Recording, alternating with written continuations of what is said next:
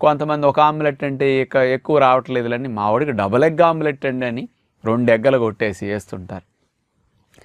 ఎక్కువ మంది ఇళ్లలో పిల్లలకి ఆమ్లెట్ 2 గుడ్లు వేసి పెట్టేసి ఒక గ్లాసుడు పాలు ఇచ్చేస్తుంటారు ఎప్పుడైనా టైం లేనప్పుడు, టిఫిన్ చేసుకోవడం కుదరినప్పుడు. కొంతమంది విడివిడిగా రూముల్లో ఉండి చదువుకునే వాళ్ళు కూడా బయటికి టిఫిన్కి వెళ్లకుండా ఏదో కరెంట్ స్టవ్ లేకపోతే చిన్నది కొనుక్కుని దాని మీద 2 గుడ్లు కొట్టుకుని ఆమ్లెట్ వేసుకు తిని ఒక గ్లాసుడు పాలు తాగి వెళ్ళిపోతుంటారు. మరి ఇట్లా ఆమ్లెట్ పెడితే ఎంత వెళుతుందో మీకు తెలియదు కదా.